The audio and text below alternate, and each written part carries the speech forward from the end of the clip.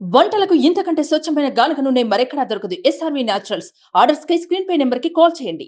ఏపీలో పోలింగ్ ఆ తర్వాత కూడా హింసాత్మక ఘటనలు కొనసాగుతూనే ఉన్నాయి. ఎప్పుడు ఎవరి మీద ఎటువంటి దాడులు కొనసాగుతున్నాయన్నది అర్థం కాని పరిస్థితి.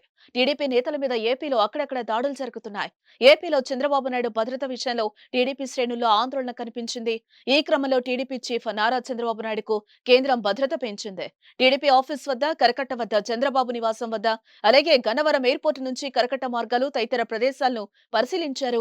చంద్రబాబు భద్రతకు భంగం వాటిల్లకుండా చంద్రబాబు నాయుడుకు భద్రత పెంచాల్సిన అవసరాన్ని గుర్తించిన అధికారులు ఈ మేరకు చంద్రబాబు నివాసం వరకు 12x12 రెండు బ్యాచ్లుగా 24 మంది ఎస్పీజీ బ్లాక్ క్యాట్ కమాండాలను కేటాయించారు. ఇక చంద్రబాబుకు ఎన్నికల ముందు ప్రచారం నిర్వహించే క్రమంలో కూడా ఆయన భద్రత విషయంలో అనేక మార్లు రాజకీయ వర్గాల్లో చర్చ జరిగింది.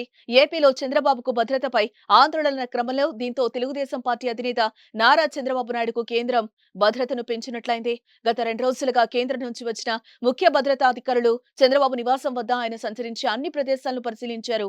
ప్రస్తుతం చంద్రబాబుకు ఎందుకు భద్రత పెంచారు అన్నది రాజకీయ వర్గాల ఆసక్తికర చర్చగా మారిందని చెప్పుకోవచ్చు. ఆయనకేమైనా ప్రమాదం పొంచి ఉందా? ఇంటెలిజెన్స్ నివేదికలు ఇచ్చిందా? ఎందుకీ భద్రతా పెంపు అనే డిస్కషన్స్ నడుస్తున్నాయి.